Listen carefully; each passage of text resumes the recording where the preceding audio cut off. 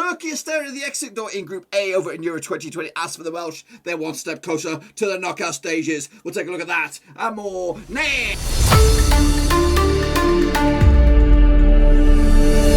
That's right, folks, back once again with another match review. Looking back at, of course, the Group A encounter between Turkey against Wales. Of course, it was must-not-lose territory for both of these two sides, and one of them did lose, and we'll take a look at that in 1 minute. Big shout out to the VIPs. They are the Patreons. Thank you for your continued support, working behind the scenes. But anyway, here we go. Take a little bit deep in then, shall we? Of course, looking back at this cracker, it was Welsh up against, of course, the Turkish. Here we go. Kick it on back then, shall we? Take a look at the match stats for this one. 2-0 win in the end.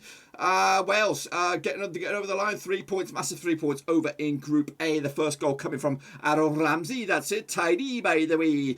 Even though they only had 37% possession, it was of course the counter-attacking play that got them up and at them in the end.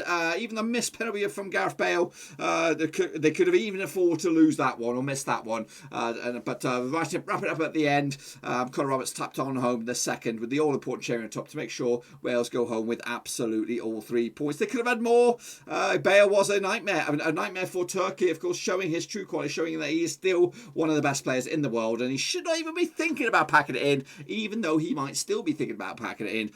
Take a look at the stats then. 37% for possession for Wales, 63% in possession for Turkey. 18 shots for the Turkish. How many on target? Just 6 on target, 6 off target, and 6 were saved. As for the Welsh, 7 of their shots were on target, 6 off target.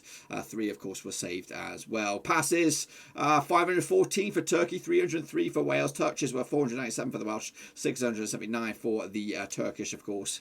The aerial battles. Where was the aerial battles won? I expect Turkey were, but no, actually, the Welsh won that one. 28 of the aerial battles won by the Welsh, 24 won by Turkey. 10 corners for Turkey, 7 for the Welsh. Only though 2-0, that's the score that matters. That's the one that really matters. Match day 2 of 3 done. Wales are still unbeaten. Of course, they've got the big one still to get over the line. And there is still a mathematical chance that Wales might not get over the line. Of course, 4 points seems good. Seems likely that you get over the line, but we don't know. That third place thing is a bit of a waiting game. We're going to have to find out, of course, at the end of match number 2, where we all stand, of course. And when we preview match number 3, we still won't know the algorithm or the permutations that we'll see where Wales will land up. But 4 points is good enough. They currently lie second. We'll have a look at the table shortly. Of course, as you can see, the shot grid, the light blue, I believe, is Turkey, and the dark colour is Wales, of course. So the light blue action, of course, very, very heavy on this hand side. That is, of course, the Turkish outfit,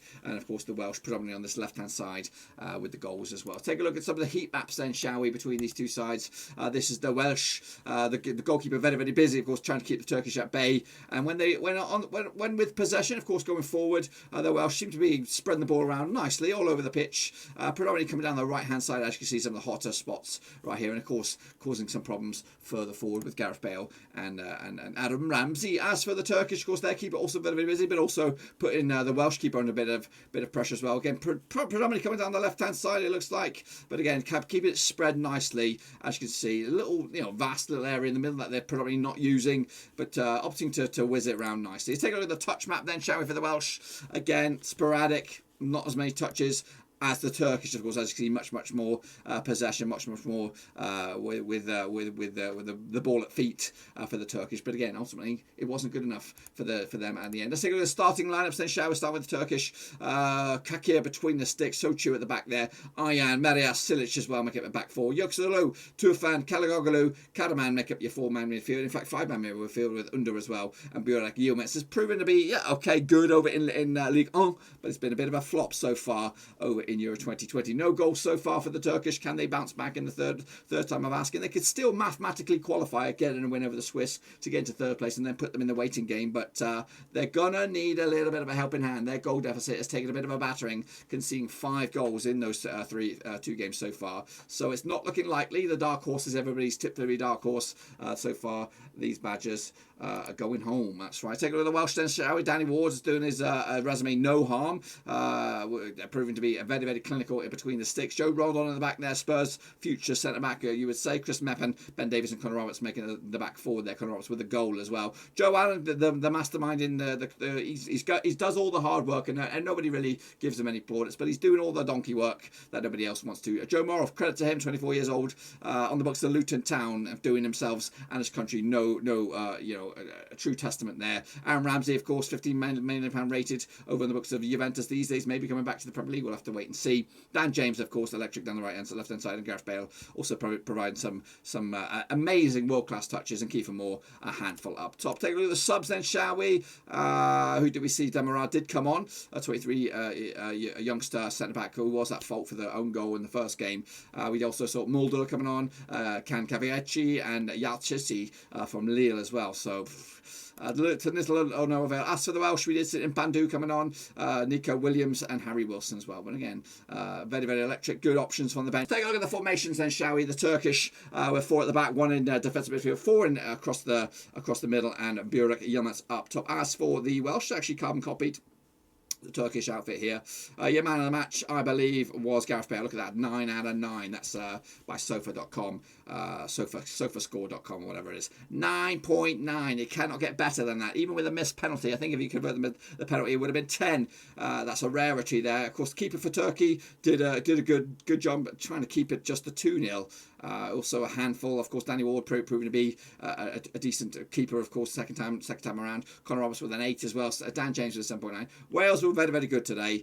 They made Turkey look very, very average, bang average. And as you can see down the bottom, it's the incidents, the timetable of incidents. Of course, pretty much back end of the first half, and of course a back end of the second half. That's where all the drama happened. And of course, the missed penalty midway through the match as well. Take a look at social media then, shall we? Ilton Jose de Lima is always there, isn't he? It's always bloody there. Excellent offensive game. Wales was better, winning 2-0, and is close to the next stage. It is indeed.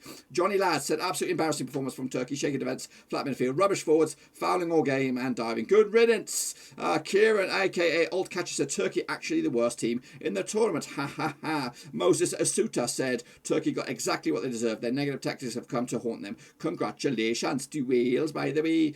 These Turkish fellas weeping up a storm after taking as if they are a semi-decent team has me weeping and laughing my ass off. Awful team. Aga Baga said Wales almost through to round 16, should have netted 4 goals, but 3 points matter more. Little unsavoury moments at the end, but love the intensity of Wales. Turkey, I think, are in real trouble to qualify, almost on the brink of elimination. Augustus Octavianus said, congratulations to Welsh friends. Turkish national team deserve nothing tonight. Where's everybody's dark horses gone now? Turkey in the mud. That's Mason. Turkey, the most overhyped team in the competition. That's Dyslexia. And Mila said, deserved win. Some of our players acted like children. Good game. Well played. Welsh. Tidy. Go to the group then, shall we? Looks like this. Italy, of course, did also get the win over the line today by beating the Swiss. Comfortable, of course, and a good goal difference for them. The Welsh also unbeaten so far. The only two of the unbeaten sides in this group. Switzerland, on the flip side, got it all to do against Turkey in the final day. Win for them. They could also be knocking on the door for qualification to the knockout stages. Also, Turkey can get into it if they were to beat the Swiss, and of course, hope for a bit of lady luck down in the rest of the groups. And we'll see. I don't know when we'll get to see their state of play. Maybe a bit of a prediction video when we do that for match number 3, what their chances are, because it does look slim pickings at the moment that they're going to get anywhere near that knockout stages. So what do you think about the Welsh? Let me know your thoughts and opinions in the comment section down below. And what do you think about the Turkish? An embarrassment, of course, a lot of hype surrounding them. Of course, it was mentioned in the social media comments. I actually was convinced. They fooled me. They absolutely hoodwinked me. I thought Turkey could go deep into this competition, maybe into the semi-finals. But I've been absolutely made look like a fool of. But I haven't been wrong about Italy. They are still in the mix, and we'll talk about that in another review. But until then, smash the thumbs up, smash your subscribe, check out the links down below on Twitter, Twitch, Facebook, or Patreon as well. So make sure to check the badge out. But until then, I'll see you soon for the next. Wales are on the brink of going through. Turkey on the brink of going home. Let me know your thoughts and opinions down below.